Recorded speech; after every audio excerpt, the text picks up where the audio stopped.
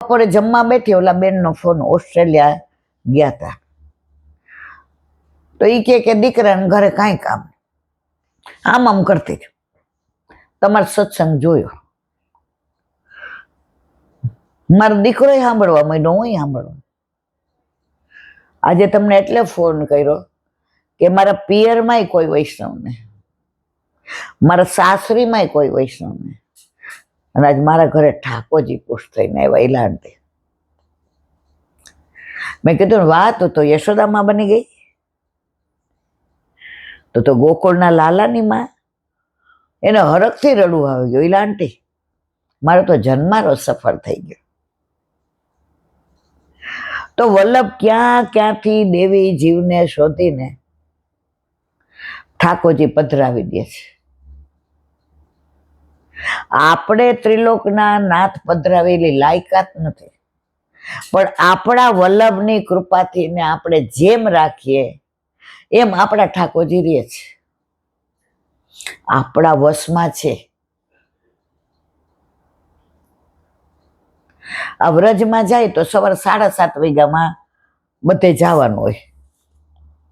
તો શરૂઆતમાં જતા ને તો હું ના પાડતી કે ભાઈ મારે નથી આવવું, કારણ કે મંગળ ભોગ ધરીએ, શ્રૃંગાર ભોગ ધરીએ, રાજભોગ, 2.5 કલાક થાય. પછી એક ભગવતીએ મને એને ભેગી લઈ ગયા, એમ તો બધા ભોગ ભેગા ધરી દીધા. મેં કીધું ઓલી ચોકી ને કપડું ને વસ્ત્ર નવડાવ, સ્નાન, ગાંડી. અહીંયા તો યમુનાજીમાં સ્નાન કરી આવે ઈલા, અને અહીં તો દોડો ગોપીને ઘરે જાય. માને ખોટું ન લાગે ને એટલે એ કે વલ્ભાખ્યાનમાં આવે તને ખબર? મેં કીધું શું? ઠણ તો વાલો લાડકડો તે ભોજન શાળાએ આવે છે.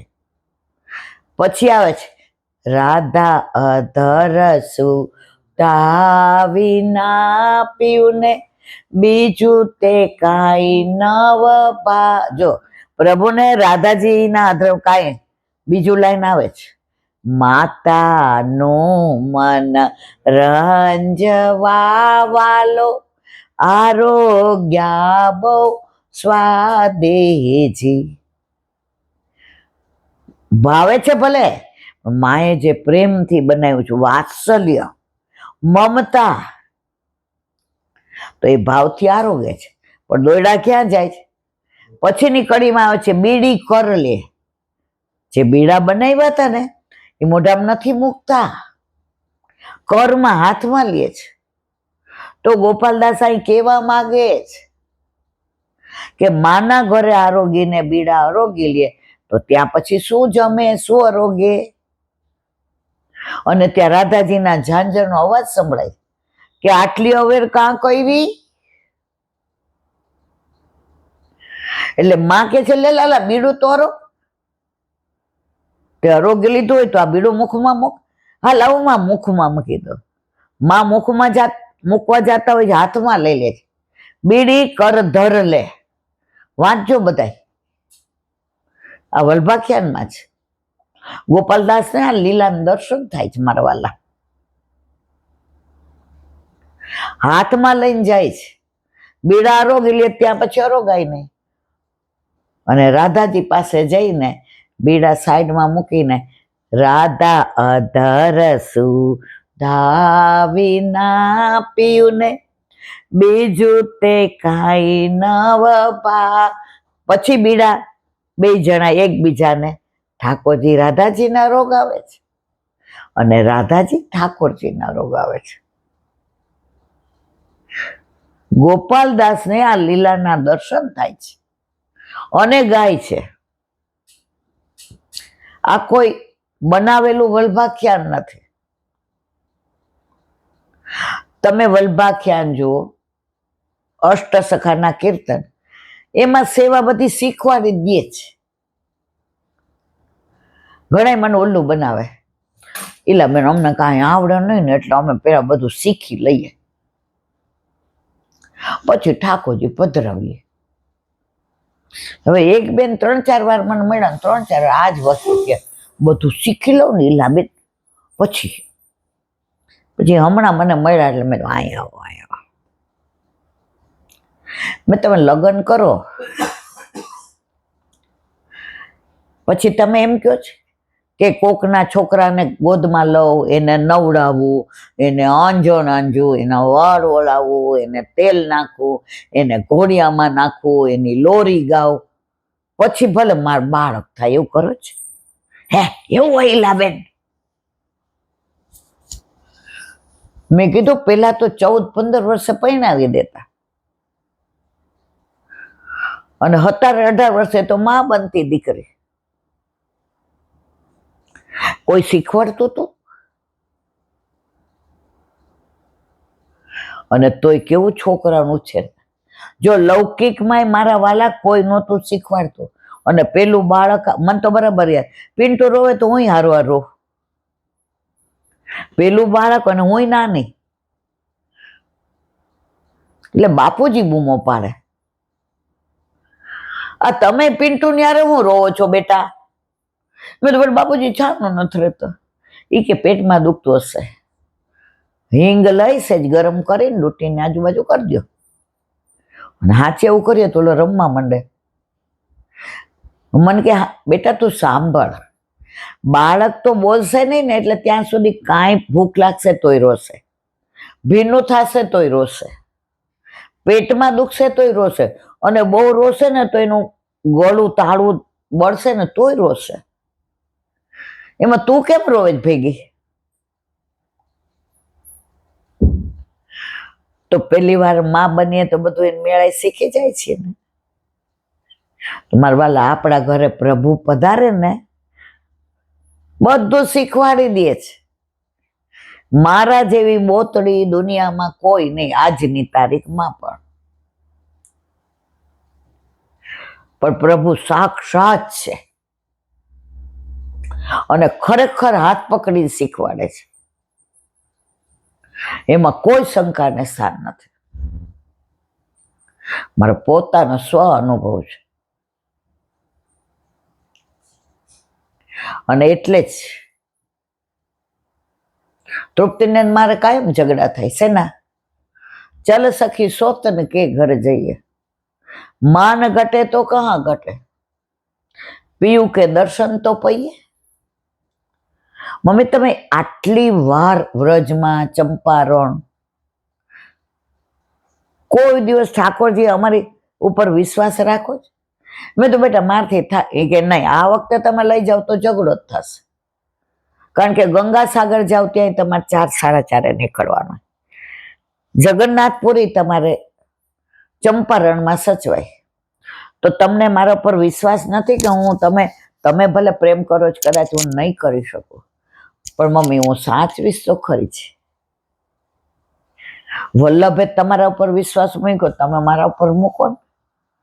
આજે તો 10-15 મિનિટ બેને ધડમ ધડી, એટલે પ્રેમનો.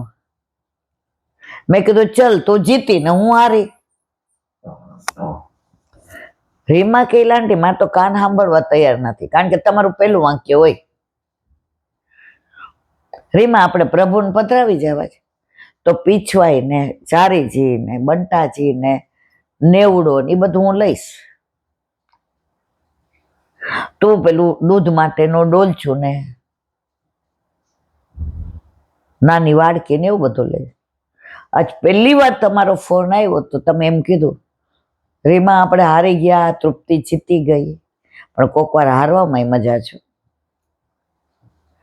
કારણ કે 4:30-5 નીકળો એટલે ઠાકોરજીને 3 વાગે ભોગ ધરાવવા પડે. ના તૃપ્તિ કે મમ્મી હું ના હોઉં, આકાશના લગ્ન નહોતા થયા તો તમે ગંગાસાગરે લઈ ગયા હતા, કલકત્તાએ લઈ ગયા હતા, બધે લઈ ગયા હતા, પણ હું છું તો શું કામ આવું કરો? અને આજ 20 વર્ષમાં પહેલી વાર હું તમને કહું છું, લે બાપા તું જીતી હું હારી. લાલન મેં કીધું કેમ હવે આમાં ઘરડા થઈ ગયા? એટલે ઠાકોરજી મંદે મંદે મુસ્કાય, માં કોક વાર ભાભીના કોમળ હાથે મને આનંદ કરવા દે, પછી તો અમારે એની પાસે જ રહેવાનું છે. કાંઈ વાંધો નહીં મારવાલા, માનસીમાં તું મારી ભેગું આવજો, સવારે ઉઠીને હું કરું છું. ઓલું તો હજી બ્રશ કરતા હોય ને રીમા દૂધ લાવવાનું, તાર કાકાને કે મેવો ને એના માટે થઈને ન હોય તો જોઈ લે. રીમાં જો તો પાતરદુના કેટલા છે, ના હોય તો હાલ ને બેટા લેતા આવીએ. સવાર પડે એટલે બ્રશ કરતા કરતા પ્રભુની જ વાત થાય. મને કે માનસીમાં કરજો. બસ આ જ પુષ્ટિની પરાકાષ્ઠા છે કે પ્રભુ ઘરમાં બિરાજે તો જે આનંદ છે ને એ તો માહે પડ્યા મહાસુખ માણે, દેખન હાર અંદાજે.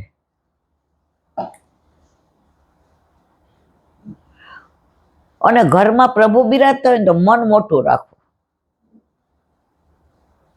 ગ્લાની બહુ ન કરવી. જો આણે કેવું અપમાન કર્યું, જો આણે કેવો ટોન્ટ, આના લીધે તમે દુઃખી થશો ને એનો અસર ઠાકોરજી ઉપર પડે છે. તમારું મોઢું ઉદાસ હોય તમે પ્રભુનું દર્શન કરજો, મને તો અનુભવ છે. એટલે જે એક દાખલો આપ્યો તો કે એક ગુરુ હતા તો શિષ્યને રોજ સમજાવે. પછી શિષ્યએ કીધું કે હવે મારું ભણવાનું પૂરું થયું હોય તો હું જાઉં. વળી કે ગુરુદેવ મારે એક અંતરની વાત કરવી છે. એ કે બોલ ને. કે મેં તો તને મારા દીકરાની જેમ રાખ્યો છે, જરાય સમય. એ કે આટલા વખતથી ગુરુકુળમાં છું ને, પણ મને નાની નાની વાતમાં ખોટું લાગી જાય. મને એમ થાય જો આણે મને ટોન્ટ માર્યો, અહીંયા આણે મને સંભળાવી દીધું તો આખો દિવસ ગુરુદેવ હું આ ભણું તો હોઉં ને, પેલા છે ને આવું પાટી ને પેન ને આ બધું નહોતું, આ રેતમાં જ કરવાનું. અને ગુરુદેવ બોલે ને એટલે એ બધું મગજમાં તમારે કોમ્પ્યુટરાઇઝ કરી દેવાનું. એ કે આનો કાંઈ રસ્તો કાઢો, પછી તમે મને રજા આપો ગુરુકુળમાં. ગુરુદેવ કે હારું. એ કે ઓલો તારો ગ્લાસ લો. ગ્લાસ દીધો. એ કે આ માટી અંદર નાખ. એ કે શું ગુરુદેવ? એ કે આ માટી છે ને અંદર નાખ. નાખી 2 મુઠ્ઠી ભરીને. એ કે આ પાણી તો ડોળાઈ ગયું, હવે આવું પીવાય? એ કે હાલ મારી ભેગું હવે. તો પેલા આશ્રમો બધા છે ને ગુરુકુળો, એ નદી કિનારે જ હતા. એટલે પાણીની વ્યવસ્થા થઈ જાય, નાવા ધોવાની થઈ જાય, કપડાં ધોવાની, વાસણની, ફળિયા ધોવાની, રસોઈની બધી. હવે આ બધું થયું. ગયા સામે જ નદી હતી. એ કે કેટલી મુઠ્ઠી નાખી ધૂળ આની અંદર? એ કે 2. હવે એ કે 2 મુઠ્ઠી નાખ નદીમાં. એ કે નદીમાં કાંઈ ફેર પડ્યો? નદીમાં થોડો પડે. એ કે એનું પાણી ડોળાયું? તો કે ના. જો ગ્લાસમાં નાખ્યું તો પાણી પીવા લાયક ન રહ્યું, વાપરવા લાયક ન રહ્યું, રસોઈ બનાવવા લાયક ન રહ્યું. આ નદીનું એ તો એવું ને એવું છે. નદી વિશાળ છે ને, નદી વહેતી છે. તો સાંભળ, આવા ગ્લાસ જેવા નાના મનનો શું કામ બનાસ? નાના મનમાં ધૂળ નાખી રેતી માટી, પાણી ડોળાઈ ગયું ને.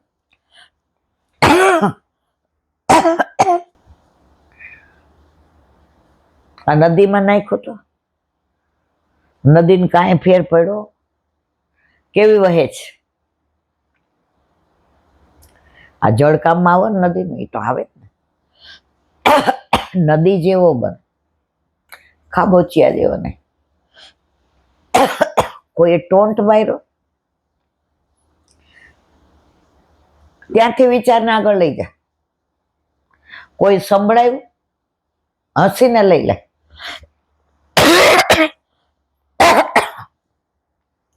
આવું મન તારું નદીની જેમ વહેતું હશે ને તો આવી કેટલી માટી નાખશે ને તો પાણી ડોળાશે નહીં. તારા મનને ડોળેલું ન રાખ. હવે અઠવાડિયું રે, ઓલું અઠવાડિયું રહ્યો. બધાને કહ્યું કે આને 2-4 સંભળાવવાની. કે તારી હાઈટ ઓછી છે, તારા વાળે ઈ કે જો વાંકડિયા ધોવે છે કેવા થઈ જાય છે, જો ઘણી વાર તું બોલતો તો થૂક ઉડે છે, અને જમવા બેસે ત્યાં તો સૌથી વધુ ખાતા વાર તને જ લાગે છે. હવે ગુરુદેવે કહ્યું એનાથી તો બધાએ એટલા બધા કે કેટલી ખાતા વાર લાગે છે. એ કે હા તમારે મને રોજ કેવું, એટલે મારી ટેવ સુધરી જશે, તમારે બધા ન્યાર ઊભો થઈ જઈશ. તારી હાઈટ ઓછી છે, હવે હું બારણાની સાકે છે ને લટકીશ. સારું થયું કીધું, મારે તમે કીધું તો મારી હાઈટ વધશે ને. આ જો વાળ વાંકડિયા છે ને, તેલ નાખવાનું આળસુડો છું, તેલ નાખીશ એટલે જો તમારે જેવા થઈ જાય ને, પણ ભાઈબંધ હોય ને એ કે, અને તમે કયો છો એ મને બહુ સારું લાગે છે.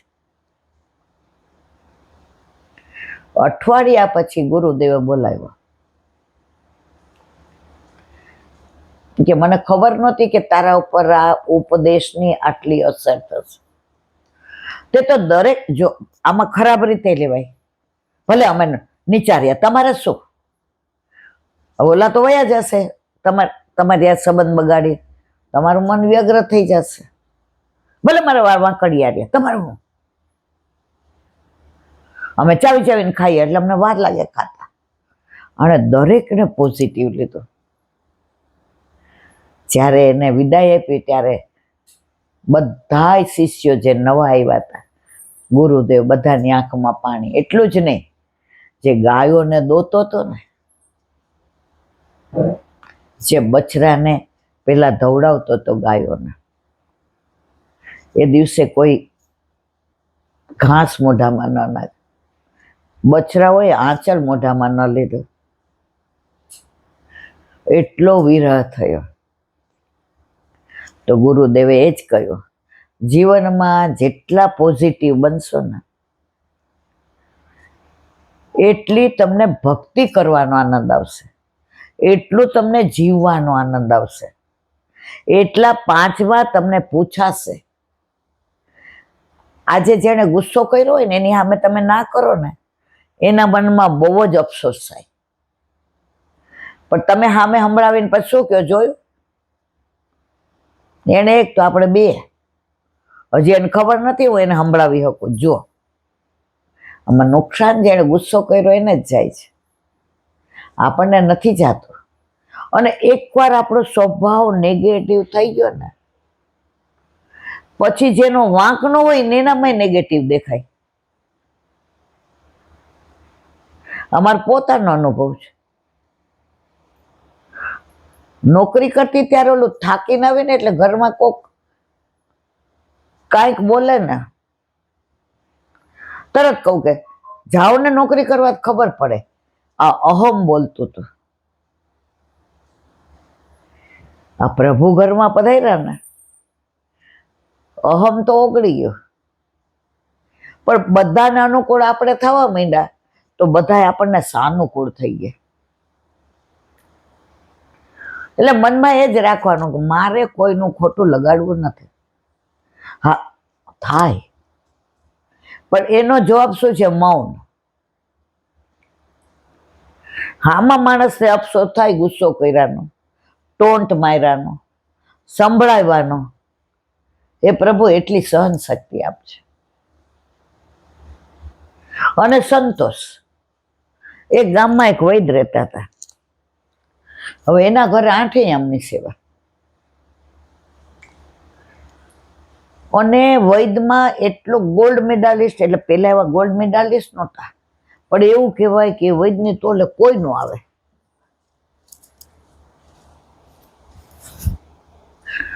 એ ખાલી હાથ જોવે, તમારે બોલવાને, તમે બોલ્યા તો એને ગુસ્સો આવે. એ કહી દે કાલે વાલ ખાતા હતા એમાં દહીં નાખ્યું હતું, આ જો ઊંધું પડ્યું છે. એટલે બધેથી આવે. સવારે પ્રભુને શિંગાર કરીને જાય, અને એમના પત્ની પછી રાજભોગ ધરાવે 8 આમ, અને અનોસર કરે ને પછી ઉત્થાપન પાછા આવીને વૈચી સાંજે પછી નો આવે, ખાલી સવારે 10 થી 12. પ્રભુ પધાર્યા પછી એમણે નિયમ લીધો હતો કે વૈદ્રાણી મને લિસ્ટ આપે કે આજે આટલી જરૂર છે. એ જરૂર પૂરતા દર્દી આવે ને અને જુએ, પેલા તો એકાનો કાણાવાળો પૈસો, ઢબુડી, પેલા કાણાવાળો પૈસો લઈને જતા હતા તો આટલા સિંગ ચણા દેતા હતા. તો વૈદ્રાણી લખીને દે કે આજે આ શાક લાવવાનું છે અને આજે તેલ લાવવાનું છે અને આજે સિંગદાણા અને ગોળ. 10 વાગે જાય. હવે પૈસા જોવે, 11:30 એમ થાય કે થઈ ગયા આના, એટલે એમાં લખ્યું જોઈએ કે આના 2 આના, આનો 1 પૈસો, આની ઢબુડી, ટોટલ માર્યું હોય એટલું થઈ જાય. તાળું મારી દે, ઘર ભેગા. એ કે પ્રભુ આ તો રાજભોગમાં બોલાવ્યું, આ તો મારે સમર્પણ કરવાનું. જઈને પાછી પેલાના માણસો અપરસમાં બહુ માનતા, માથા બોળ નાઈને અપરસ કરી અને રેશમી ધોતિયું પહેરીને એ કે લાલા તારી લીલા ન્યારીઓ. આજે તવાપુરી બનાવવાની હતી તો મનમાં એમ થતું હતું કે વૈદ્રાણી 2 બાજુ ઘી ચોપડે અને વાડકીમાં ઘી મૂકે તો સારું. કારણ મારા બાપા કહેતા હતા ઘીમાં બોળી હોય તો પૂરણ પોળી, નહીતર પૂરણ હોળી. મારા લાલાને તો ગળું પેલું થઈ જાય. તો આજે એ કે અડધો પોણો કલાક થયો, મનમાં એમ થયું કે આ લિસ્ટ પ્રમાણે આજ વધુ છે. હવે આ ગોરાણી કે 2 બાજુ ચોપડે વાટકી નહીં મૂકે. 15 મિનિટમાં તો 2 એવા આવ્યા, લિસ્ટમાં બનાવ્યું, ચલો પહોંચી ગયા. પછી રસ્તામાં કોઈ મળે ને વૈદ્યરાજ, કોઈ એવું તો ન જ કહી શકે કે આટલા પૈસા લ્યો ને જુઓ. પૈસા તો કઈ છે, મારા પ્રભુ પણ પ્રગટ કરે, કોઈને પ્રભુનું નામ ન દે. હવે બધાય ઓલા વૈદ્યરાણીને કે એ કે કલાક બધું બેસતા હોય ને તો આ 2 માળનો થઈ જાય. આ નીચે ગાર છે ને લીપણ, એ પાકું થઈ જાય. આ કુવે પાણી ભરવા જાવ છો ને અહીંયા ડંકી થઈ જાય. વૈદ્યરાણી કે વૈદ કરે છે બધું બરાબર. અંદર આવીને કે આ બધા તમારા માટે. એ કે ભલે ને બોલે, તમે મને શું કામ કહો છો, મારો ટાઈમ નહીં બગાડવાનો અને તમારો નહીં બગાડવાનો. એ કે તમારી ઈચ્છા છે કે આ 2 માળ થાય? હે વૈદ્યરાણી, તમારી ઈચ્છા છે કે આ લીપણ ના બદલે? એ કે મારી એક, હું કામ સાંભળો, અને માનો કે સાંભળવું પડે, મન નો કહેતા. હવે એક દીકરી હતી, એક દીકરો બીકરો નહોતો.